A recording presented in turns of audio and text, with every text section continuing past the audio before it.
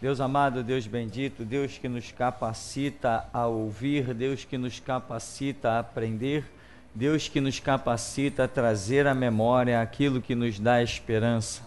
Nós te cultuamos, Senhor, te engrandecemos nesta hora, bendizemos o teu santo nome, pois sabemos que antes que os montes se formassem ou a terra existisse, o Senhor é Deus. E assim o Senhor, com amor, resolveu nos criar para louvor da tua glória, nos dando vida, nos dando paz, nos dando alegria, nos dando o que olhos não viram, nem ouvidos ouviram, nem jamais penetrou o coração humano. Por isso, nesta manhã, ó Deus, capacita-nos um pouco mais a darmos alguns passos em direção ao teu reino, em direção à tua glória. Para tanto, ó Deus, não viemos em busca do ouro, nem viemos em busca da prata. Nós viemos em busca da tua glória e da tua redenção. Por isso, ensina-nos a contar os nossos dias, de maneira que alcancemos um coração sábio e temente ao Senhor. Assim nós suplicamos nesta manhã, em o nome do Senhor Jesus. Amém.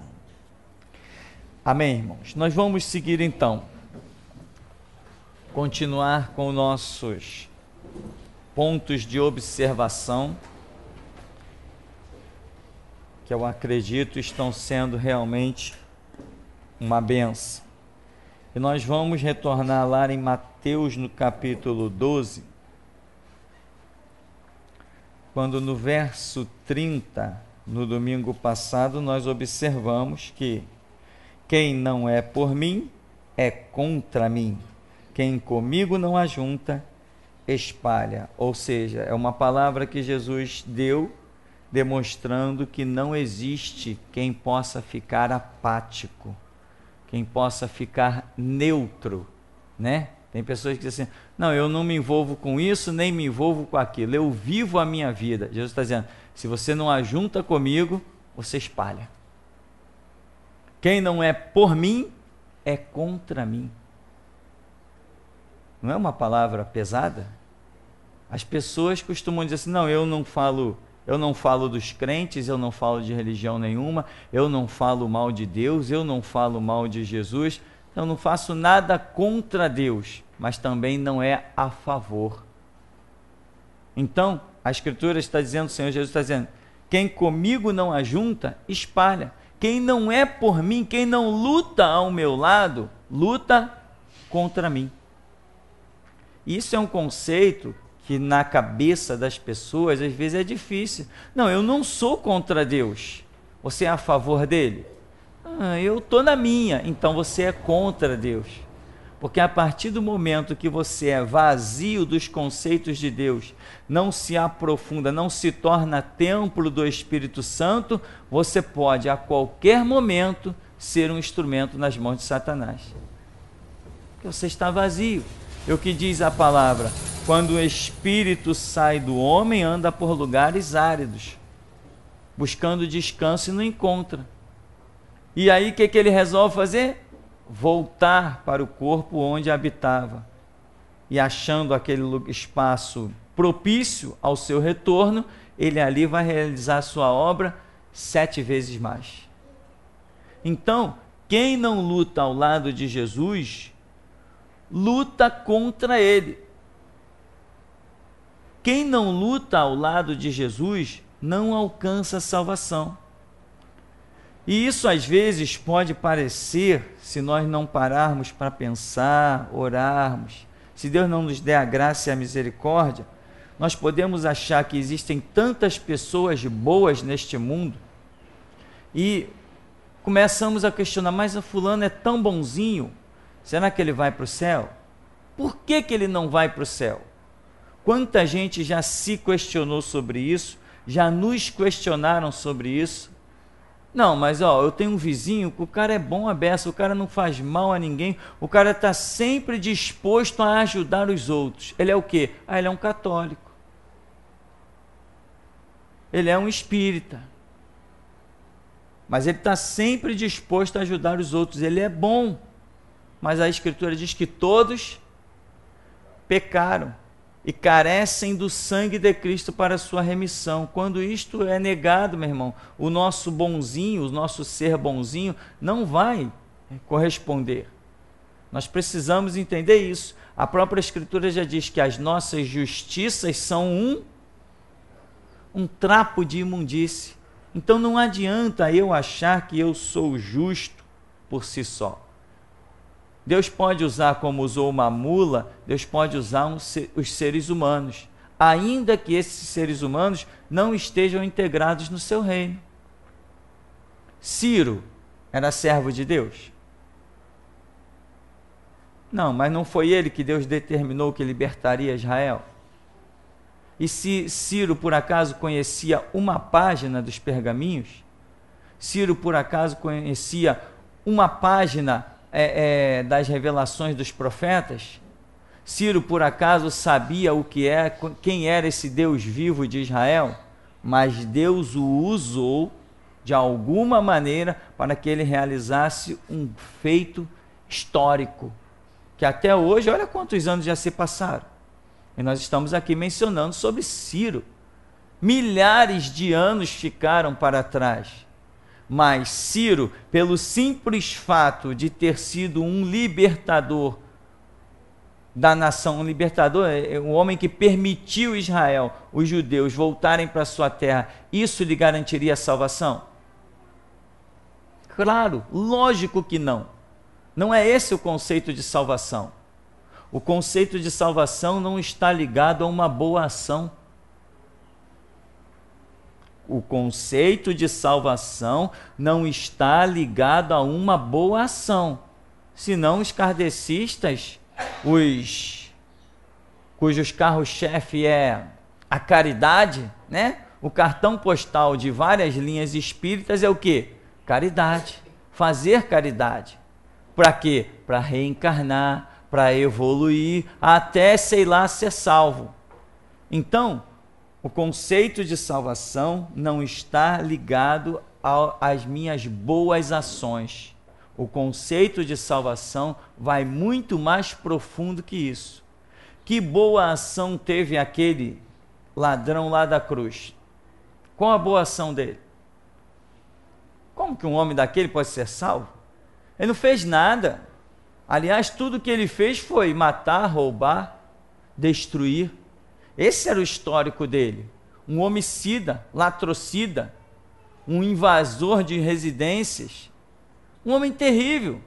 Como ele mesmo diz, nós estamos aqui porque somos dignos desse pecado. Agora, somos dignos dessa culpa. Agora, esse aqui nenhum mal fez. Senhor, lembra-te de mim quando entrares no teu reino. Só isso para um homem ser salvo? O que vale mais, uma frase dessa ou as muitas obras que têm sido realizadas por pessoas milionárias aqui nesse mundo? Pessoas que estão por aí financiando casas, distribuindo cestas básicas, mandando equipamentos caríssimos para hospitais, fazendo grandes doações, fundando ONGs contra a violência, contra a pedofilia. O que vale mais?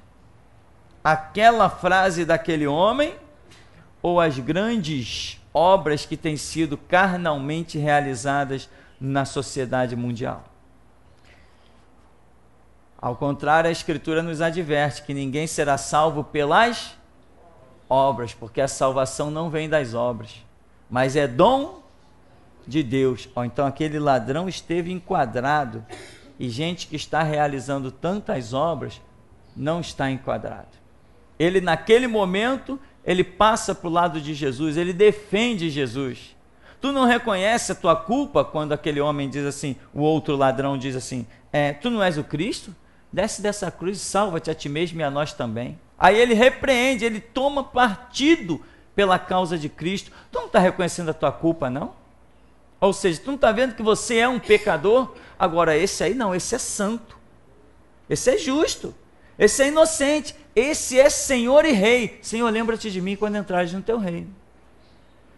O conceito de salvação não está ligado a boas obras, né?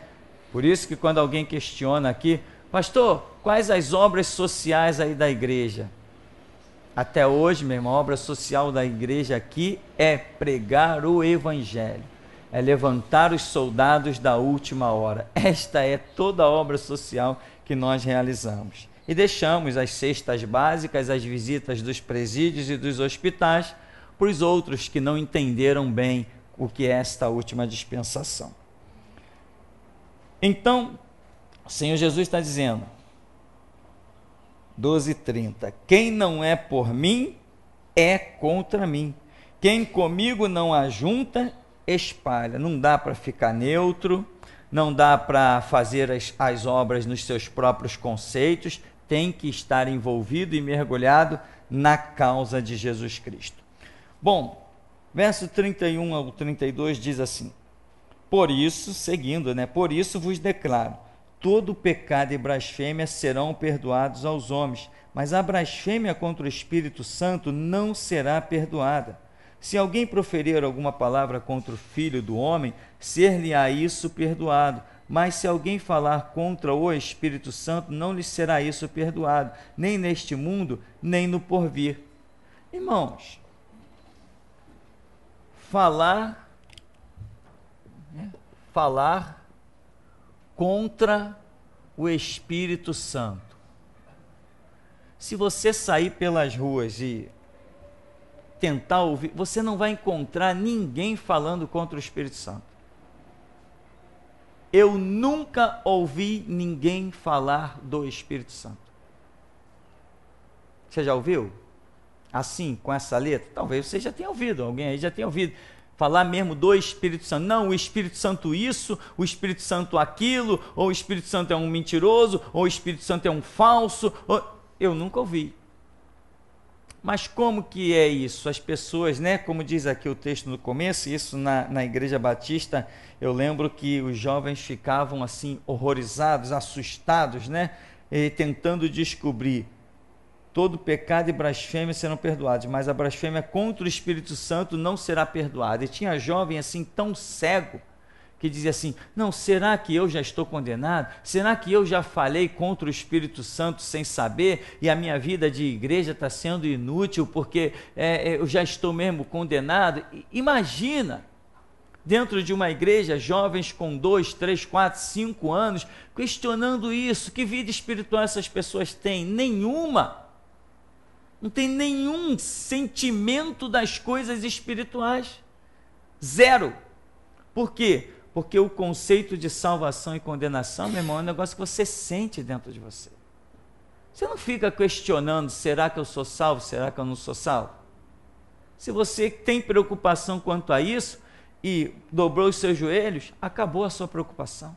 Você vai ter a resposta de como tem que se consertar. Enfim, buscar-me-ei, diz a Escritura aí, me achareis quando me buscar de todo o vosso coração. E eu via jovens das igrejas batistas num desespero, e essa era uma causa de toma-lhe argumento, toma-lhe exploração de texto bíblico, e nunca chegaram a nenhuma conclusão. Uns diziam assim, não, pecar contra o Espírito Santo é quando você arria um despacho na encruzilhada. Não é, isso não é pecado contra o Espírito Santo. Pecado contra o Espírito Santo é quando você mente. Não é, isso não é um pecado contra o Espírito Santo. Não é essas coisinhas assim, a questão não é simples assim. Ou talvez seja mais simples dentro de um campo de complexidade, porque nós estamos falando de coisas espirituais. Como o Espírito Santo se mostra? Como nós vemos o Espírito Santo? Porque hoje na terra, quem está na terra? É o Espírito Santo. O Senhor Jesus falou, eu não vos deixarei órfãos, eu vou para o Pai, mas eu enviarei o Consolador, e Ele estará convosco, Ele vos guiará em toda a verdade. Então, quem hoje tem a missão da operação da igreja? O Espírito Santo. Quem hoje está curando na igreja? O Espírito Santo. Quem está ministrando louvor na igreja? O Espírito Santo. Quem está fazendo tudo na igreja? É o Espírito Santo, porque é Ele que vai levar, a igreja na hora do arrebatamento para apresentar essa igreja a Jesus nas nuvens. É isso que a Bíblia nos ensina. Então, todo o mover hoje dentro da igreja é um mover do Espírito Santo. Eu estou falando de mover. Se eu estou falando de mover, significa que alguma coisa acontece e algumas coisas eu enxergo. Eu enxergo. Por exemplo, se Jesus está curando, há um mover do Espírito Santo. Jesus está libertando de demônios, há um mover do Espírito Santo. Está sendo som aí? Tá. Há um mover do Espírito Santo. As obras que Deus está realizando na terra, você vê um mover do Espírito Santo. Cânticos espirituais, louvores, músicas que edificam, há um mover do Espírito Santo. Então, como eu vejo o Espírito Santo? Pelo seu mover. Aí aqui diz, toda blasfêmia dos homens contra o Espírito Santo não será perdoado. Então, o que é? Como que eu vou blasfemar contra o Espírito Santo? Quando há uma ação dele, quando alguma coisa acontece, realizada por ele, e as pessoas olham para aquela ação, para aquele acontecimento e blasfemam dela, ignoram aquela ação, desprezam aquele mover espiritual. Tudo que o Espírito Santo faz e realiza na terra é trazer moveres espirituais.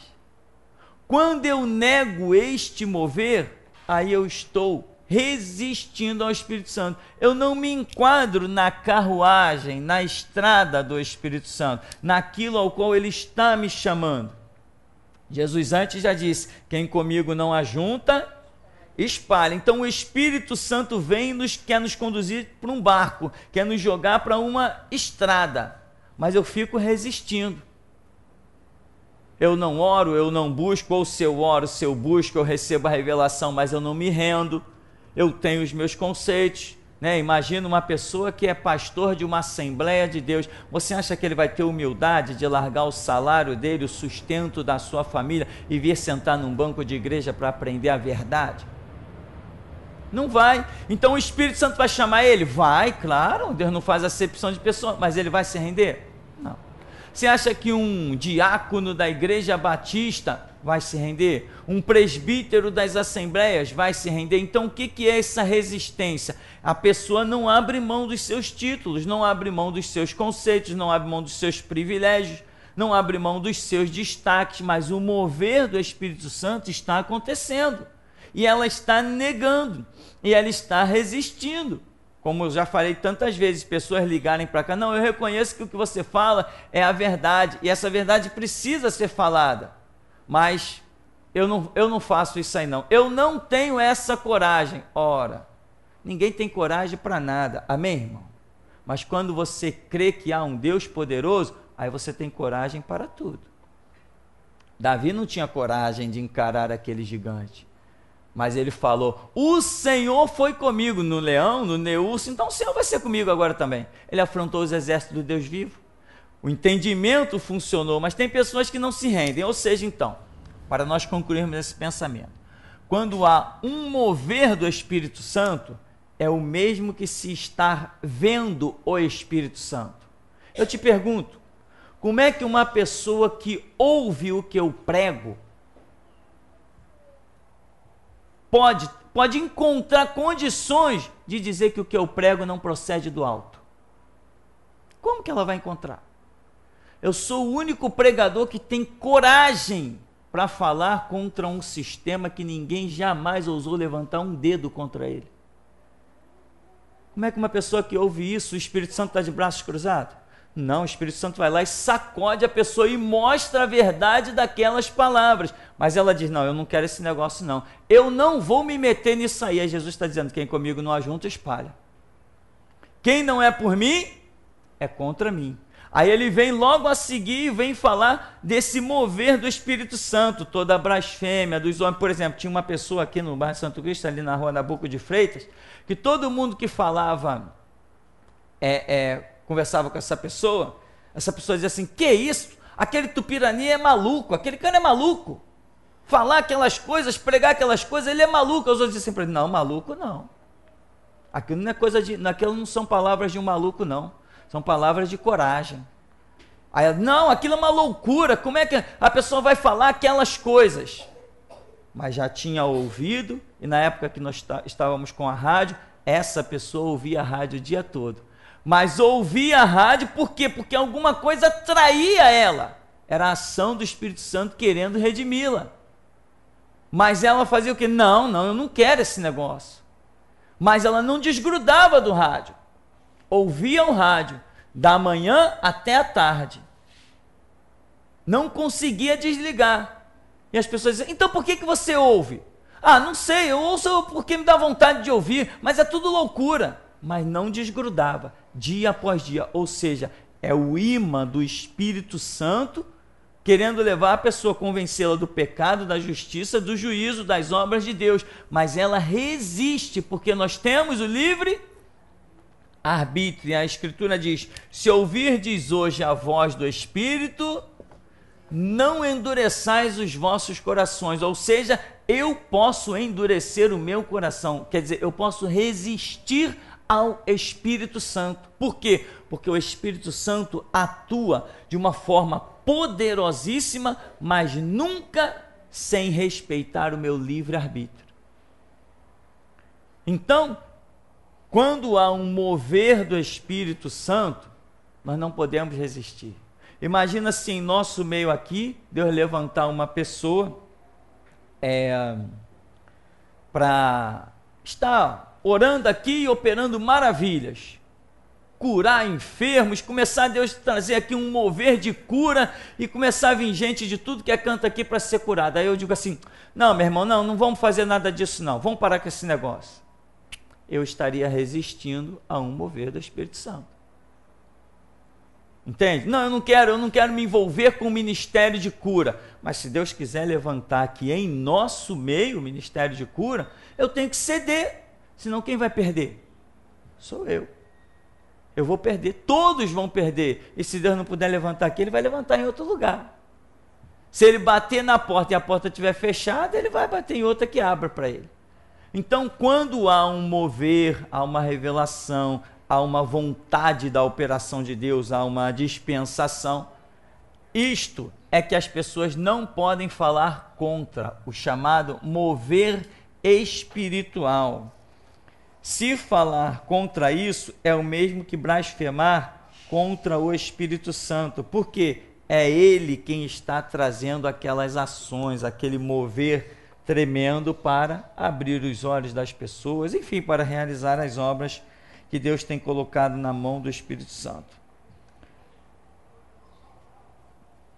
Então, só para fecharmos, falar contra o Espírito Santo não é necessariamente falar contra o nome Espírito Santo, mas uma ação.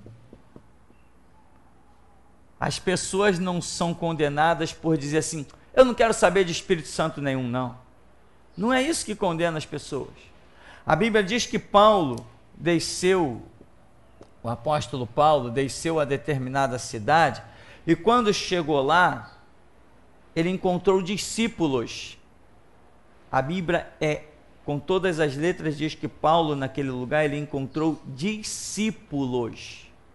Pessoas que estavam reunidas, pregando o Evangelho, louvando Jesus. Ele encontrou, pelo nome, lá tem vários nomes, e ele encontrou uma igreja. E Paulo diz assim para eles, vocês já receberam o Espírito Santo quando vocês creram? O que eles responderam? Nós nem ouvimos dizer que existe Espírito Santo. Nós nem sabíamos que existia Espírito Santo. Existe Espírito Santo?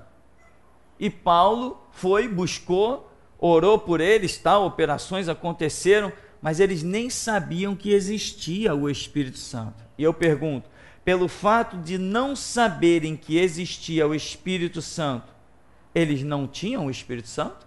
Ou tinha? Tinha. Tinha o Espírito Santo, mesmo sem saber que ele existia, porque o Espírito Santo é dado a quem? A quem crê que Jesus Cristo é o Senhor e Salvador. Então, mesmo que eles não soubessem da existência do Espírito Santo, estavam ali como templo do Espírito Santo, fazendo a obra. Se não tivesse o Espírito Santo, não conseguiriam fazer a obra. Não teria resultado. Então, a questão não é, o Espírito Santo não é visível. Ninguém nunca viu o Espírito Santo. O Espírito Santo não é palpável, ninguém tocou nele. Ele é que toca na gente, a gente sente muito bem, não sente? Você sente quando o Espírito Santo te toca? Você sente que ele é real. Agora, ele não é para o nosso mover, para a nossa situação, ele não é físico ao nosso mundo. A própria palavra Espírito já tira a ideia de coisas palpáveis, carnais. Então, o mover, ou melhor, o Espírito Santo se demonstra pelo seu mover, pelas suas ações. E nós temos que estar ligados. Quando alguma coisa acontece, nós temos que saber, ter a humildade de dobrar o joelho e dizer: Deus, isso vem do Senhor? Por exemplo, eu já vi muita gente que falou besteira demais e blasfemou contra o Espírito Santo. E depois, o que acontece com essas pessoas? Elas vão secando, secando, secando, até que as suas vidas caiam numa miséria espiritual e os seus descendentes não tenham nada para colher. Houve aqui no Rio de Janeiro, começou fora do Rio, depois veio para o Rio de Janeiro, passou uns homens por alguns lugares, alguns anos atrás, eu vou colocar aí 15 anos atrás, talvez mais, eu vou botar 20 anos atrás, uns homens que chegavam nas igrejas e oravam, e Deus colocava dentes de ouro e prata na boca das pessoas. Uma operação de Deus que aconteceu aí no Rio de Janeiro. E eu vi uma dessas pessoas, o camarada recebeu 5 dentes de prata e 2 dentes de ouro. E na época nós estávamos lá no seminário e esse rapaz apareceu para dar testemunho disso e foi lá abrindo a boca para todo mundo que quisesse ver aquele trabalho incrível, aquele trabalho fantástico, aquela coisa linda. E quando isso aconteceu aqui no Rio de Janeiro, apareceu um monte de teólogo, apareceu um monte de sábio de meia tigela. Que isso? Eu não acredito nisso não. Como é que Deus vai fazer uma operação dessa? Qual o objetivo dele? Olha o homem querendo aconselhar Deus. Olha o homem querendo entrar na mente de Deus. Irmão, é muito mais loucura que Deus ressuscite um homem depois de 4 dias de morto do que fazer uma coisinha dessa. Botar um dente de ouro na boca de alguém. O que é mais terrível? Jesus ressuscitou um cara que estava 4 dias morto. O quê? Jesus colocou um dente de ouro na boca de um homem. Não, ressuscitou um morto, eu acredito, mas botou um dente de ouro, eu não acredito não. É a insanidade do ser humano abestalhado querendo dar aula para Deus. Os pastores estúpidos que pensam que são teólogos, não sabem que são loucos. Teologia não se aprende em seminário. Aí apareciam os estúpidos. Não, irmão, que eu fiz 4 anos e meio de bacharelado em teologia, eu estudei toda a Bíblia, eu me formei, como se 4 anos e meio desse para estudar toda a Bíblia. Imagina a loucura. Não, eu não acredito num negócio desse. Qual o objetivo de Deus com isso? Para que Deus vai colocar um dente de ouro na boca de alguém? Para que Deus vai curar alguém de febre, né? Para quê? Mas pergunta o que estava com febre, se ele não ficou feliz de ser curado. Para que Deus vai levantar um paralítico? Para quê? Com que objetivo? Por que uma pessoa crê que Jesus ressuscita os mortos, purifica os leprosos, que cura paralítico, mas eu não posso crer que ele coloque um dente de ouro? Ou seja, ele pode curar a minha perna, mas ele não pode curar o meu dente. É a insanidade, mas isto foi um mover do Espírito Santo. E o que teve de pastorzinho de meia tigela falando, não se preocupou em buscar a verdade, não se preocupou em orar. Aí um dia, o rapaz que deu o testemunho que eu acabei de falar, foi lá no seminário onde eu estudei, e lá tinha o presidente da igreja, se chamava Pastor Manuel. E ele, quando esse rapaz apareceu por lá, ele ficou em dúvida, ele falou assim: eu não acredito nesse negócio não, eu não entendo o porquê disso. Olha, era um homem de revelações profundas, um homem que naquele gabinete dele, na época em que eu estive lá, e por que eu digo sempre na época em que eu estive lá? Eu digo sempre isso, irmão, porque as pessoas mudam. Muita gente deixa de ser servo de Deus e passa a ser servo do diabo. Muita gente deixa de andar no mover do Espírito Santo para andar na sua própria força e na sua própria inteligência. Por isso é que eu digo isso. Na época em que eu estive lá, até morto ressuscitou no gabinete daquele pastor.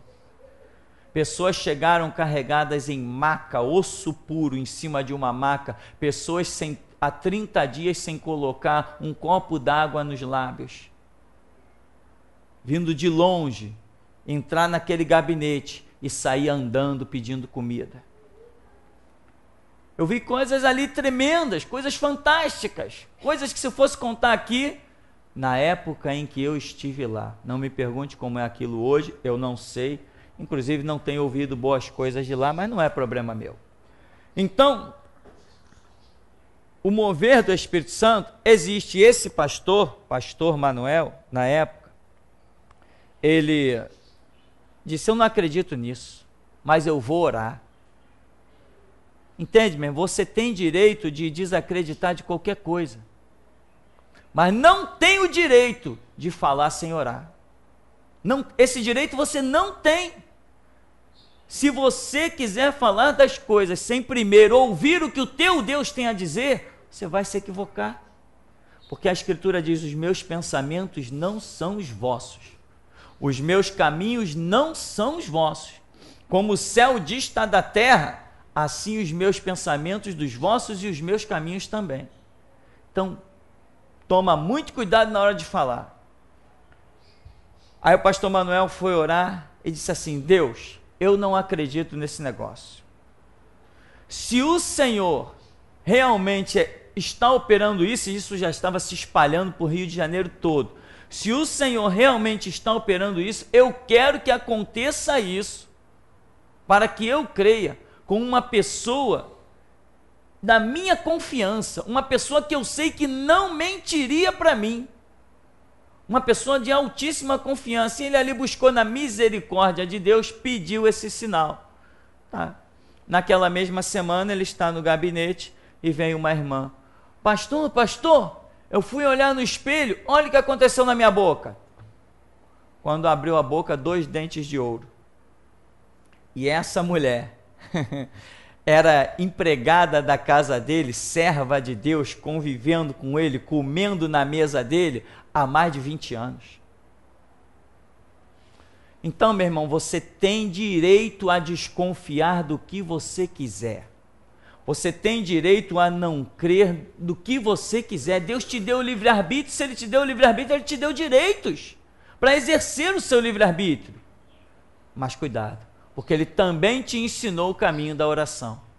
E Ele já te ensinou que o mundo inteiro pode mentir para você, mas Ele não mente. Então, mover do Espírito Santo. Quando aquela irmã chegou lá, a irmã parece que se chamava Nádia, se não me falha a memória, chegou lá e: pastor, o que aconteceu? Quando ele olhou, ele falou: então é verdade. Chegou no púlpito, falou: irmãos, aconteceu isso, isso e isso. Então hoje eu vou estar orando para Deus fazer essa maravilha também em nosso meio.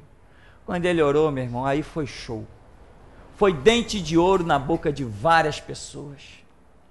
A própria esposa do pastor recebeu muitos de ouro, era uma profeta da igreja. Vários irmãos conhecidos assim, que a gente convivia no dia a dia, pessoas buscando a face do Senhor, tal, receberam isso. Dente de ouro, dente de prata e outras operações também na boca.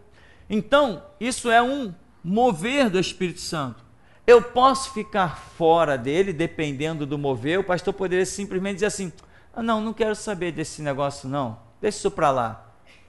Poderia ficar fora e não ter tido essa experiência gloriosa no seu ministério. Hoje está lá a sua própria esposa, com a boca toda florida de dente de ouro. Se alguém quiser, o nome dela se chama Irmã Vera, na rua Engenho Novo, número 229. Vai lá e procura a Irmã Vera. E olha aquilo. E leva um dentista com você, para ver se o dentista vai te dizer se algum homem na terra tem condições de fazer aquele trabalho. Existia um irmão lá desse ministério, o irmão Nascimento, e a esposa dele também, outra profeta desse mesmo ministério, recebeu muitos dentes, uns 8 dentes de ouro na boca. E ele falou assim, eu vou calcular o valor desse trabalho. Era uma pessoa de dinheiro, almirante da Marinha Mercante, uma pessoa de muito dinheiro. E ele falou, eu vou dar o dízimo desse trabalho que Deus realizou na boca da minha esposa. E ele levou no dentista. Doutor, gostaria que o senhor examinasse aqui a boca da minha esposa e para me falar de quanto fica, mais ou menos, o preço de um trabalho desse.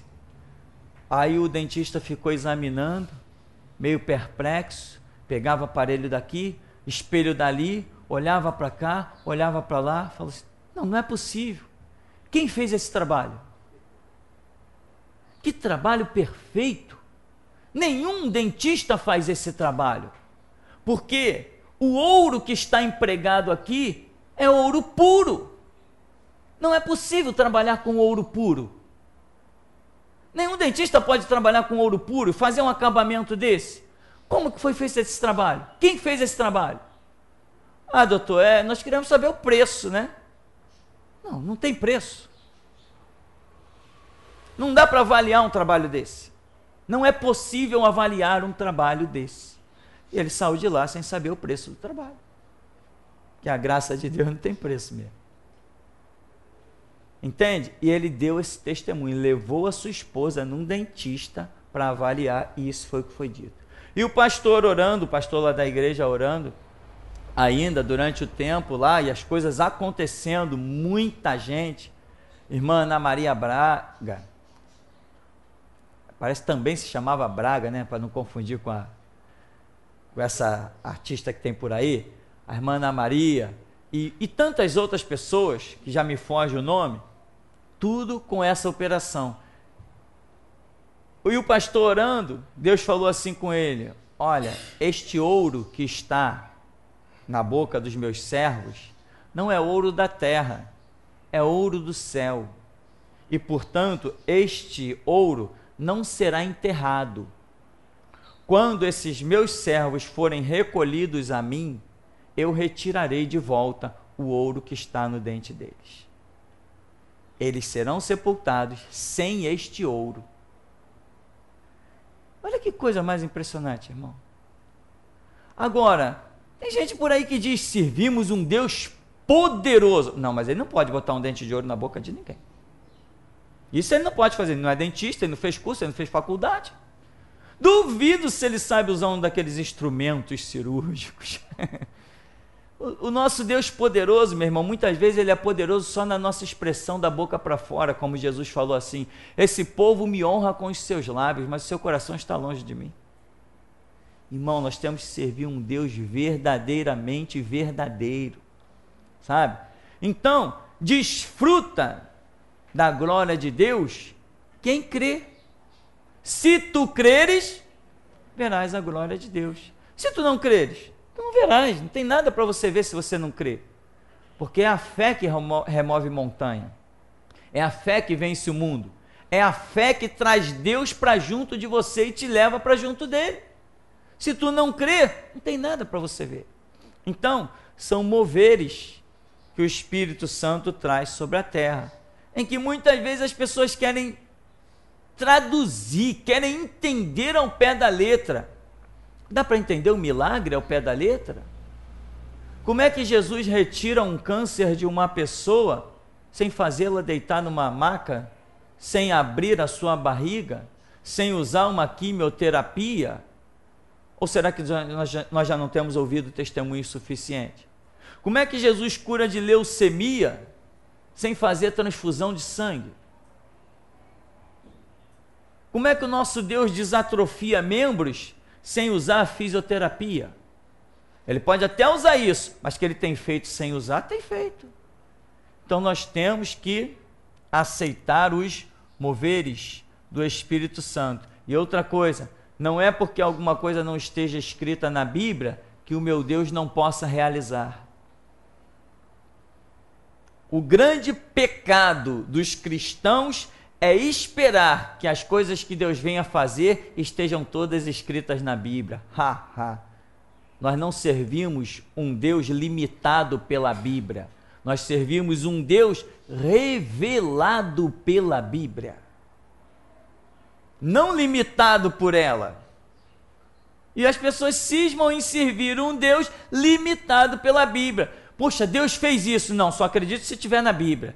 Quem foi que disse que um livro tipografado por uma gráfica pode revelar um Deus tão tremendo, criador dos exércitos celestiais, anjos, arcanjos, querubins e serafins? Como é que um Deus tão tremendo e infinito vai ser limitado por um livro? Sem chance. O Deus que eu sirvo é revelado pela Bíblia, não limitado por ela. Deus não criou limites para si mesmo, pois a Escritura nos dá a entender que Ele é transcendental.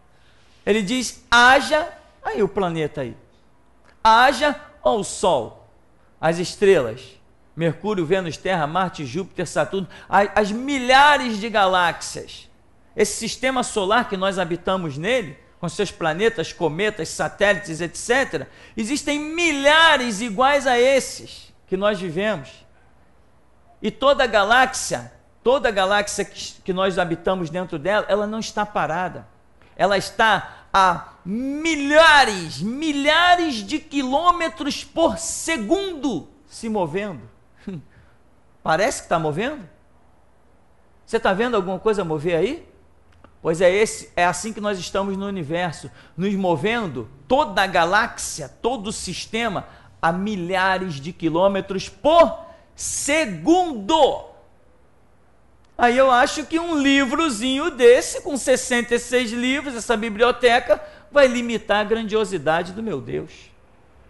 Ou seja, irmão, o que você precisar, tenha uma palavra de oração diante de Deus, porque Ele pode realizar. E não diga, não, Deus não vai realizar isso. Não, Deus não vai se importar com isso. Deus realiza tudo e se importa com tudo. Eu já tive uma experiência de estar num sufoco com um cisco no olho. Orei. Falei, meu Deus, eu sei que tu tens poder, tira esse cisco do meu olho. Quando eu abri o olho não tinha mais nada.